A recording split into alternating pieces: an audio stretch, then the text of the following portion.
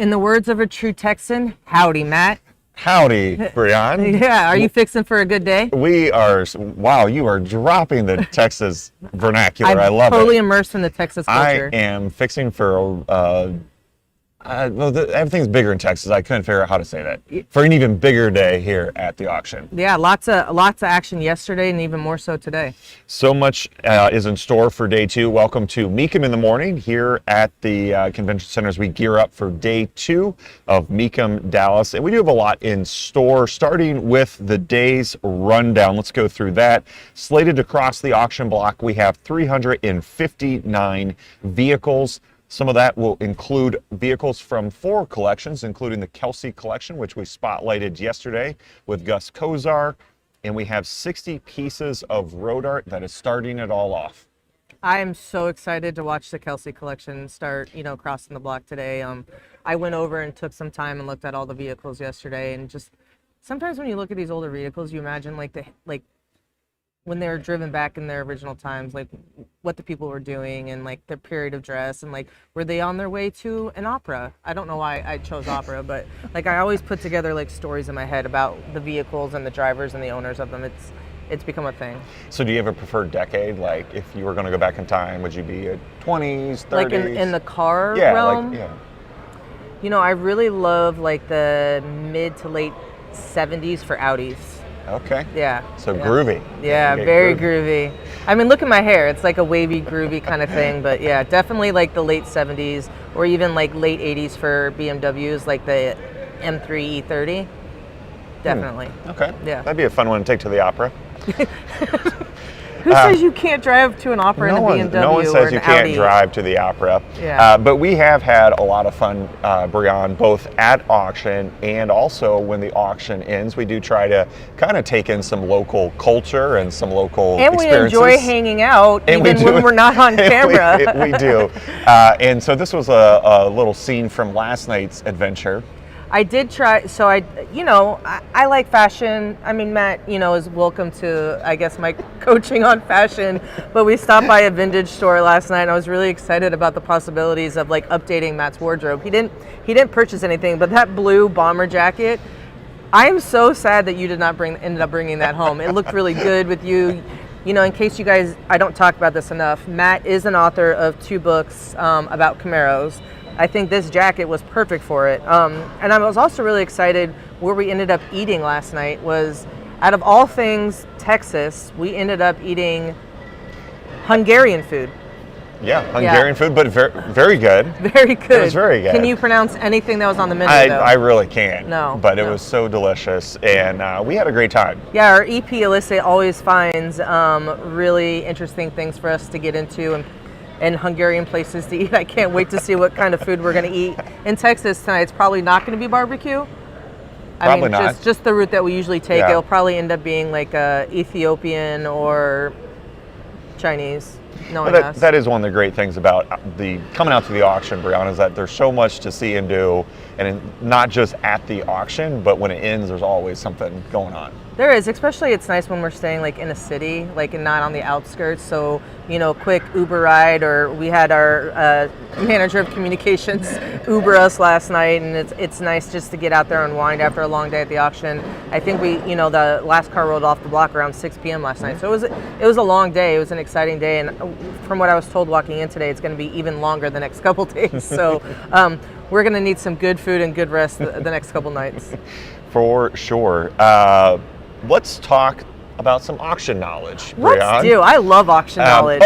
Before we move on, I was going to say I did get some compliments on the tank from yesterday. Oh, you did? I did, yeah. You were flexing your guns in that tank yesterday. I was trying. But and for everyone that's wondering, it is available at the Mecum shop. That was the most important thing that I was trying to get to. Is of course we've always got some cool Mecum merch available, and there you can see we've got the exclusive Dallas tee.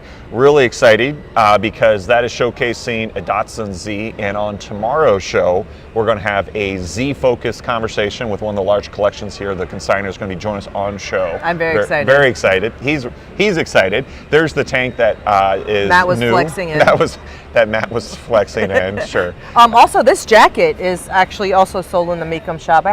It's a little cold here in the conference center, so if you are planning on coming today or the rest of the days here at the auction, do bring something to bundle up in because the air conditioning is blowing strong. But yeah, so this is available. If you like it, go cop one for yourself. Yeah, so right down on the red carpet, not too far from where our morning show studio setup is where you can find the Mecum merch. And then if you want to do some additional shopping before you come to the auction, you can find that at mecum.com/shop. Did I tell you, so yesterday I was walking around the show, I know this is off subject, but it's really nice to connect with the people that do watch our morning show. 3 different people at 3 different times yesterday came up and said, great morning show today, or I love the show and I love watching you and Matt, and you guys have a great dynamic. So again, if you're at the auction after seeing the show or if you watch any of them, just come up and say hello, drop some Carfax on Matt. He doesn't know much about cars, right? Just joking. A couple things. But it's nice to see you guys in person. So don't hesitate to give me a high five and run from that. Yeah, and to Breon's point, let me know in the comments if we should go back and if I should purchase that very sweet Chevrolet jacket. Oh, you should. If that's, I said for our comments. We want comments. All right, let's talk about auction knowledge. We've had a lot of great segments with Matt Morvac. I actually chatted with him on my way into the auction. Such a knowledgeable personality, Breon. Always willing to help us. Always willing to help. Just intimately knows the auction experience. Obviously, he's at the center of attention. And he teaches. Which we're going to get into on tomorrow's show, which is very exciting. I can't wait. But Matt taught me at a previous auction about how there's some communication going on with hand signals. Here, take a look. I know there's a lot of training that goes involved into being an auctioneer. Matt, what are some of the steps in that journey? A lot of our auction personnel here at Mecum starts out on the floor. I worked on the floor for 9 years before I made my way up on the block at Mecum. And a lot of that is learning how to communicate well with the rest of your coworkers as well as the rest of the crowd. And like I explained before, hand signals are a big thing because in such a loud environment, people are not going to always read your lips or understand what you're saying. So we use a lot of hand signals. So as when you start on the floor as a bidder assistant or a ringman, you may be asking your bidder to come in or whatever the next bid is. It's an open hand. It's an inviting hand. Okay. And as soon as they bid, then that hand goes up. That closed fist is like the bid is here. My strongest bidder is with me right now. But there's also numbers in between, and obviously we have 5 fingers on each hand, so we're not always going to use both hands to do that. So we've kind of come up with our own little hand sign language. And this is pretty universal, but we've obviously got 1, 2, 3, 4, and 5. So if we're using 6, doesn't that kind of look like a 6? It does. And then we got 7, we've got 8, we've got 9, and then we've got 10. And sometimes we cheat and we go 11 and so on and so forth. This doesn't mean rock on? Not always. Well, yeah, rock on, you want to give 11 grand, it sounds like kind of a deal, but those are a lot of the hand signals that we use. And a lot of those might be, you want to back in at $7,000 and by using those hand signals effectively, you can also train your crowd to like 70,000. It's 70, and you're using your facial expression as well as that hand, and it does become more effective when you're trying to ask that person rather than just coming over like a substitute teacher. Well, would you like to bid 70? Would you like to give $70,000? And it's a more inviting touch to it. So the hand signals are very, very key here because it is a loud environment, not just during Thunderstruck, but during the auction process itself. Now 8, now is that going to be 8, now 9. So, $8,500 Travis. Take a look here, line F2. I cannot believe how much goes on just from an auctioneer perspective. The hand signals, the timing, knowing how to read the audience. Like there's so many different aspects of working in the auction industry, especially as an auctioneer. There really is, Breon. There's so much that goes on, and it makes sense why there's a whole auction school to learn all that. I wouldn't have guessed that, some of that little nuance and tips and tricks. I can't wait to see you go through the program. I know Matt told me I had to too, but I think I might just sit back and watch you. I am very disappointed that this does not mean rock on, or at least Matt did allude it can, but it can also mean 11. So yeah. But Let us know what your favorite hand signal is of those. I think there's some interesting ones in there. And strictly auction hand Yeah, signals. strictly Yes, let's just be very clear. Strictly auction, yeah, but I think it's, or at least keep an eye out now when you watch the auction, so you get a little bit more of an understanding of what happens up there on the block. I mean, honestly, I was confused before, and I used to always go up to Matt, like my first couple auctions, I'll be like, what does that mean? Like, what are you doing over there? Why are you doing that? And then obviously this video is helpful too. I'll kind of use it as my reference guide moving forward. Well, we've got a exciting conversation, Brian, focused on movie cars. At every auction, we always have, I feel like, some kind of cinema tie-in, just because of the quantity of cars that we sell, that movie cars are such a big popular segment for collectors. And here at Dallas, we have an incredible lineup of replicas.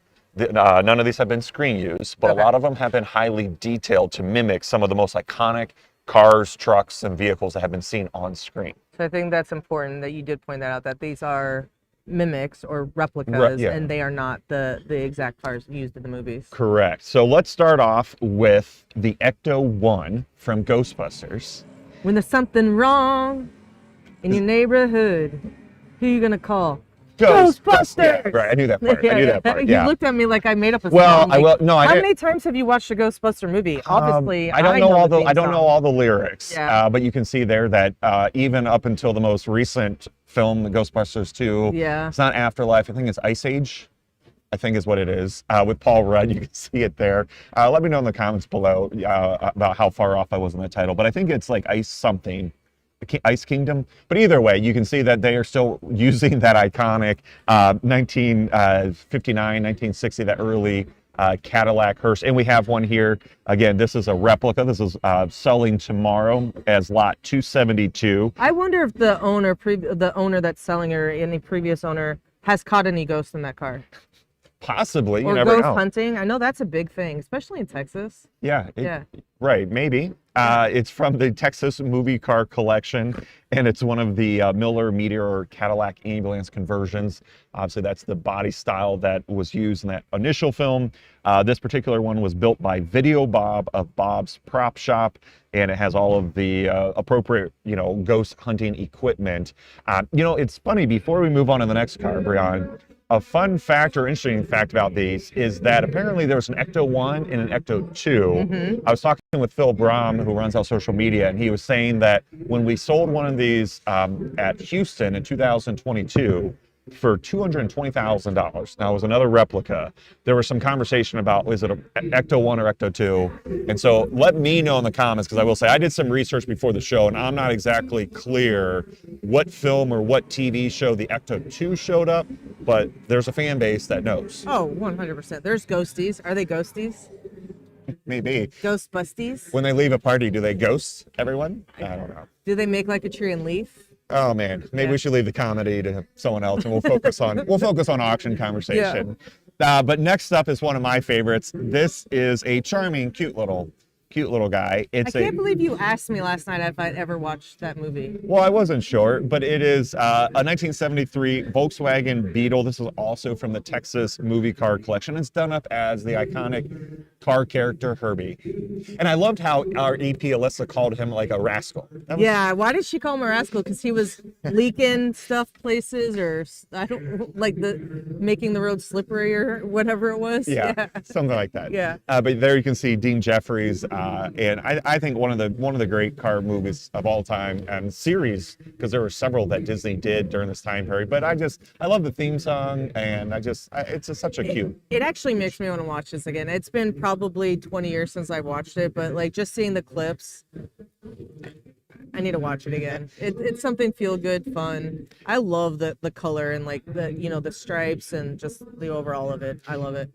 So, all right, moving on. Another one. Oh, this is super fun. This is also coming from the Texas Movie Car Collection. This is a 1994 Mitsubishi 3000 GT, done up as Lightning McQueen from the very now extremely popular Cars franchise. So my son will argue with you. Granted, my son's 21. Will tell you this is the most famous McQueen, is Lightning McQueen. And we all know that's not the case, but we'll let the 21-year-old have it. But I remember as a young kid, he would forced me to watch this cartoon, and it's cute, it's quirky, it's fun. But yeah, and my father did have a red 3000 Mitsubishi GT. Oh, so there you Yeah, go. A couple yeah. It connections. did not have The the Lightning McQueen motif on it though.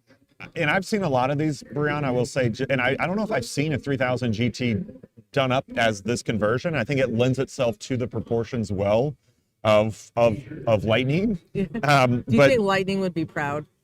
which Lightning?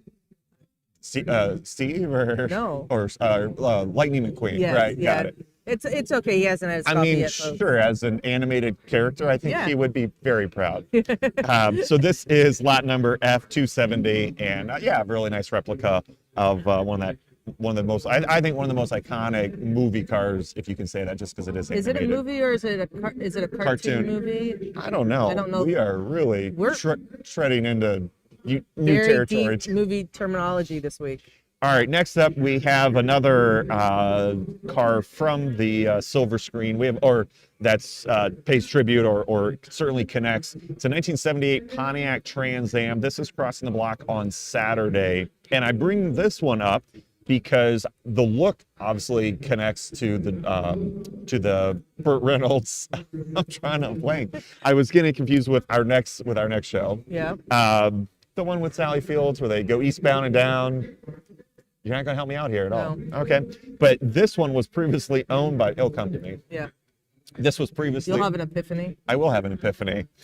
This one has had some upgrades. It was previously owned by Burt Reynolds from the late 70s until 2010, but it's had a ground-up restoration with an LS3 V8 under the hood, four-wheel Willwood disc brake kit, vintage air, full receipts, really nice piece of this one. I would have to say that I was not a big Trans Am fan until Smoking the Bandit. There you go. Smoking the Bandit, man. Like an epiphany, folks. Until I started working at Mecum and seeing like all the beautiful, like perfectly restored Trans Am. What song would you listen to if you were driving in a Trans Am? You have to listen to Eastbound and Down at least once. And then I feel like maybe some like classic rock. Yeah, like some hair metal or something. Hair metal. Yeah. Pretty sweet. Yeah. Pretty sweet. I'd probably listen. I know this is weird, but like a little bit of Bon Jovi or Metallica. Okay, yeah. Like To Whom the Bell Tolls or something like that. Okay, Living Yeah. on a Prayer. Yeah. Oh, yeah. I'll totally do that one. Yeah. But a very neat piece, and again, has the looks of the cars from the Smoking the Bandit, and this one does have a connection with being previously owned by that movie star. That movie star. The movie star, Burt Reynolds.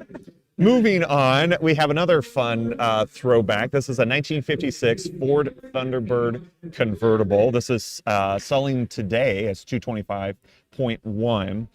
This one connects to that very brief scene that I think, nope, oh man, I'm out of sequence. We before we get to that, we have a Dodge Charger that connects to the Dukes of Hazzard. Wow, I got so excited.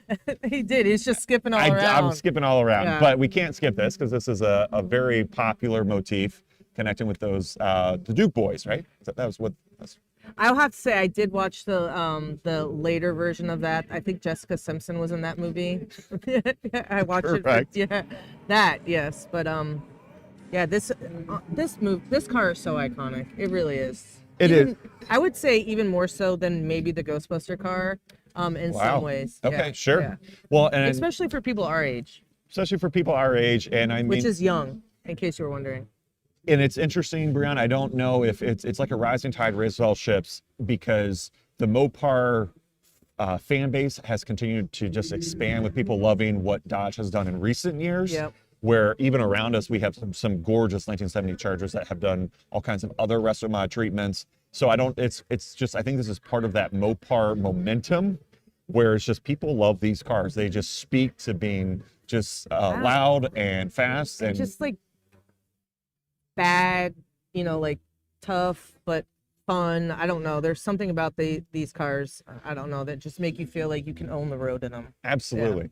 All right, so this lot, the 1968 Dodge Charger, is selling today as lot T129. So earlier in the day, get in quick. Earlier guys. in the day. Now we will get to the car that I was excited that I jumped ahead to. I know you were very excited. I was so about excited. that. I was It's so excited. You just wanted to pass I through just- the Dukes of I Hazzard. just wanted to car. pass through What were be- you thinking? I don't know. I wasn't, but we are going to spotlight a car from I think one of the most popular car movies is American Graffiti, and you can see there the scene where they the teens are cruising the streets and they pull up to a stoplight and they see that white T-Bird, and there's one similar to it here at the auction. It's lot T 225.1. It's a 1956 Ford Thunderbird convertible, and certainly does kind of connect to that. You know, you could recreate that scene. Good. I want a white scarf and some big sunglasses. You should wear a white scarf at auction. That'd be fun. I can definitely do that. Probably at Monterey next year. I think Monterey calls for the white scarf, big sunglasses motif, and maybe a handheld leather purse. Wow, I'm glad. Yeah, you've got the whole thing. I've got it all planned out. I don't even have to worry about it. Monterey outfit next year is done. And before we cap off our conversation, so all of these are replicas, but just a fun way to kind of connect with a big part of the hobby, the movies and cinema. And so as we wrap up our conversation, we can't move on before talking about one of the most exciting movie cars that does have screen provenance. That is not a replica. That is not a replica. That does have documented screen provenance. The 1970 Porsche 917K. That we made major news at Mecum Monterey, unveiling it there and making the announcement that it would be one of the headliners at the 2025 Mecum Kissimmee auction. Oh yeah, the stories, the media, everyone's so excited about this. You know, again, like the history. I love, being able to talk to Gianni, who has, been the caretaker of this vehicle, for the last 10 years at least. Him and his dad, Sam, do care for a lot of vehicles in the owner's collection, but most particularly watching over the complete restoration of this and making sure that everything was as it was when Steve McQueen owned it. It's so much even more in, like, when you see it in person. I know it's great, like the Le Mans movie. I did watch it again after I left Monterey, but like in person, it's just, I don't know. I get a little emotional with that car, and which is interesting. I didn't realize a car that I'll probably never own makes me that emotional. It's such, and I cannot wait to see the excitement continue to roll, over the next couple months leading up to Kissimmee. Absolutely. So there you have it, movie cars at Mecum. Maybe that might be a recurring segment. Oh, it could be, yeah. We do like fun. Send you on the road, and I have so many road trips planned for you coming up. That could be another road trip for you. It's gonna be great. It's gonna be great. It's me and my Chevrolet jacket. I think who said it yesterday? Was it Harold or someone on the team said, "What are you going on the road for a couple months, Matt?" Gus. It was Gus. Yeah, it was. We have a Dodge Durango that Matt's going to go visit and do some really cool stuff on, and hopefully we'll be able to share those details soon for his other show, On the Move.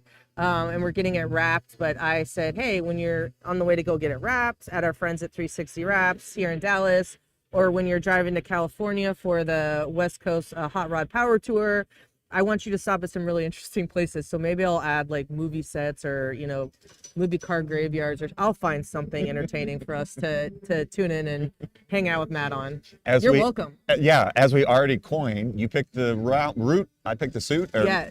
Suit and Rootin'. That was our Monterey. If you're confused, tune in to, I think that was our Harrisburg show. No, it was Monterey. Monterey. Yeah, okay. when we were in the corner. I think it was the Thursday show. Rootin' and Suitin' and Rootin'.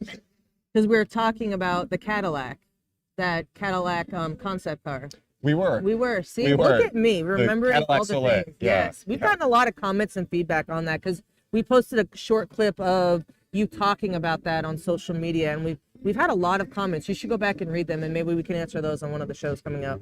And that will be something that we bring back on more than one occasion, is to keep an eye on what's new in the automotive industry. Obviously, Monterey Car Week was a hot spot for that, but throughout the year, there's obviously all kinds of exciting car news, and we do want to have some conversation here in the morning show about it. Let's talk next, Brian, about road art. Obviously, that's a huge part of what we do here at Mecum Auctions, and one of the large collections that we have coming to Mecum Kissimmee comes from a very passionate couple. And our EP, Alyssa, caught up with them for a little bit about how they got into road art. I'm Suzanne Lewis with Rusted Restorations. I'm Randy Lewis, Rusted Restoration.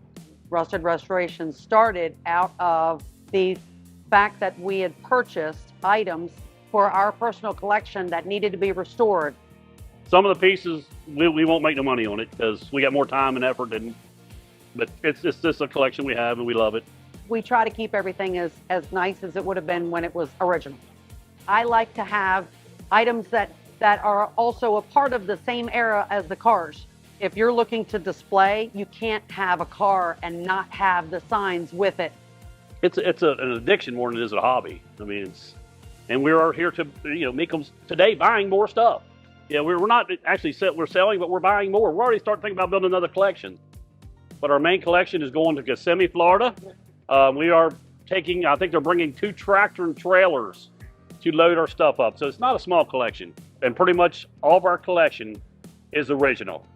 So it may have been signs that had to do with an old store, popcorn machines, the candy machines. We collect antique tractors as well, so that had to do with feed signs. It is so worth coming to any Mecum's auction because it's like going to a giant car show.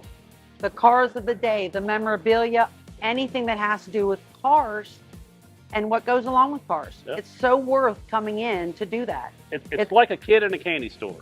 When you're grown up, you can come here and you can buy your car and you can buy everything to decorate your garage with. So when you go home, you are complete. Your cars, your everything, gas pumps, memorabilia, so you can build your man cave here. So it's awesome. Or your woman cave. Yeah.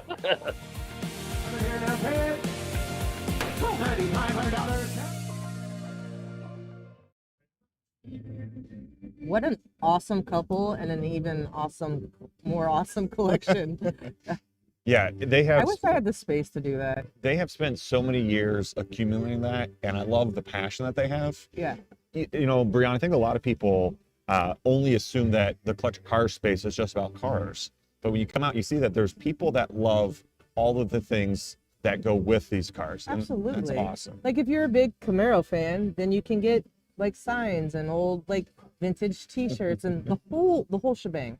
Whole shebang. Yeah. And their collection is coming to Kissimmee. They'll be one of the main. Kissimmee is going to be just huge. We have, the 917K. We have these great rusted art collections. We have the S6 Cobra. Like, I know it's still months out, but the excitement is just building by the minute.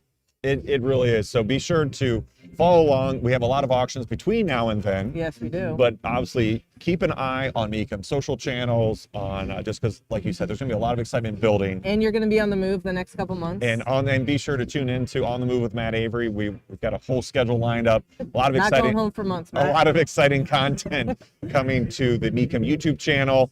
And leave us a comment wherever you're watching this about the show, about maybe a car that you want more information on here at the auction. And if you're coming, stop by and say hi. And if you're coming, stop by and say hi. As we sign off here, we will be back tomorrow for day 3 of Mecum Dallas. And be sure to watch the live broadcast of the auction on Motor Trend TV.